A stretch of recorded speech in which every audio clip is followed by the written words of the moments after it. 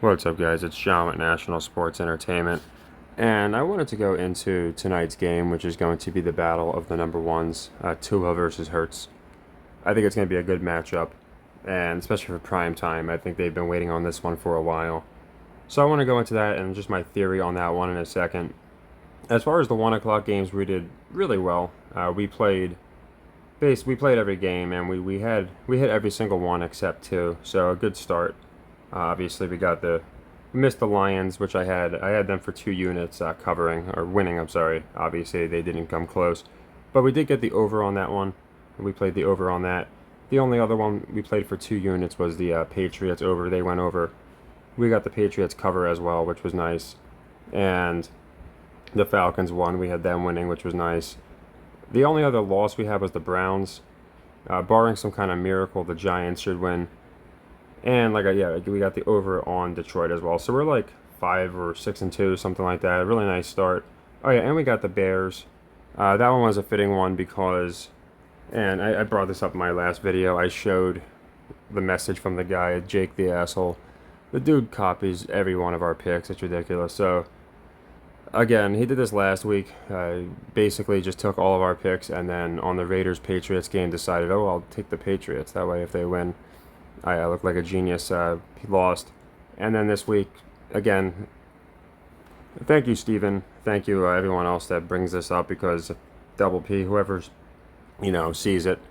In this case, it was Steven. He's like, yeah, the guy copied all your picks again, except the Bears game where he faded the Bears and took the Raiders. So the guy prices righted himself again and just continues to look like a fool. Like it's obvious he copies me.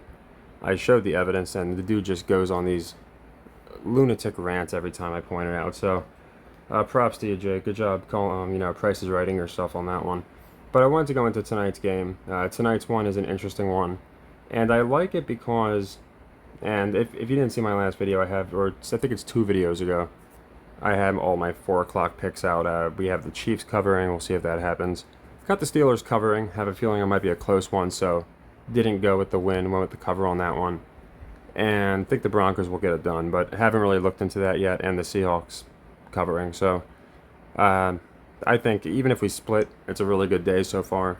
So like I said, we only played 2 games for 2 units, which was the Bills-Patriots over, which was nice. We got that at the end.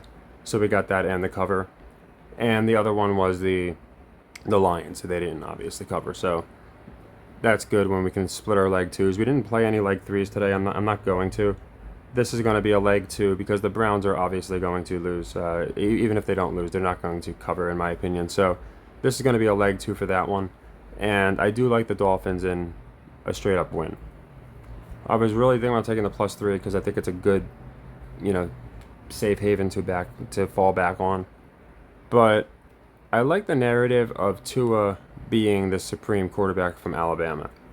And so far, he's beaten Mac Jones this year, and he's beaten the other guy from Alabama, Bryce. So I could see him being the Alabama killer. Going 3-0 against Alabama quarterbacks is something that I think is pretty intriguing. And I do think that the Dolphins need to win a little more than the Eagles to establish themselves. People just look at the Eagles and I think they know, okay, this team is legit. I don't think people believe that with the Dolphins. And again, someone in my Discord, I forget who it was, it might have even been on YouTube, brought up a good point that I noticed as well, that they commented something to the effect of how they're showing, I think it was my Discord, but they're showing how Tua only beats crappy teams. Like he's like beating an 1-5 team, an 0-5 team, 2-3 team, a 1-5 team. Like all 5 of the teams he's beaten have had sub 500 records. So they could continue that narrative, but I think they're going to probably have a good bit of people behind the Eagles in this game, only giving up 3. Again, the Dolphins are a good team, but I think a lot of people are going to be looking at the Eagles at home and the fact that the Dolphins, kind of like the Lions, I think the people might look at them that way. So I'm not saying it's going to be the same type of result. Obviously, I thought the Lions were going to do well. Speaking of, though, it does show my metric, even though I liked the Lions this week. They were 5-1 against the spread. It was something I mentioned, and they lost, so they dropped to 5-2. The Dolphins are now 5-1 against the spread, so they could lose, go to 5-2 as well. But typically, like I said, you'll have a team that does okay, and there's no teams that are winless or undefeated.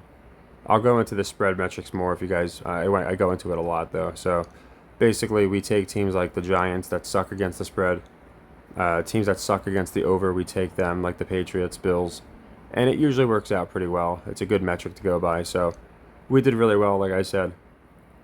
Barring a miracle, the Giants should hold that. And we got a couple underdog victories, which is nice. Not giant dogs, but plus 135, things like that. For the Falcons win, they were 3-point underdogs, and for the Giants, should they hold, I think they might have been 3.5, but depends on when you got them.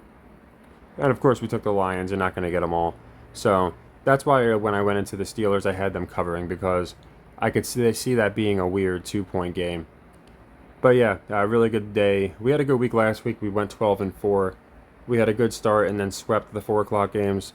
Hopefully we don't get a reverse. A lot of times Vegas likes to Uno reverse us with the, it seems like the complete opposite, but I think we'll do good. So yeah, good start to the day. I think we're going to have a good finish to the day. And I like the Dolphins money line as a leg 2 for 2 units for the Browns loss. Even if the Browns somehow win, we have leg 1s that haven't been closed from before, so it's not like we don't have any leg 2s to play. So I can go into all that in another video. I just want to make this one short and concise and go into why I like the Dolphins. You'll be looking at probably about plus, I think it was moving between 3.5 and 3, so you're probably looking at about plus 135. It might have moved a little bit, but they should be getting pretty good odds. Nothing crazy, but I think good enough, again, for a nice money line play. So I like the Dolphins straight up, and I think they're going to push the narrative that Tua is the creme of the crop, creme de la creme when it comes to the Alabama quarterbacks. So take care and happy earnings.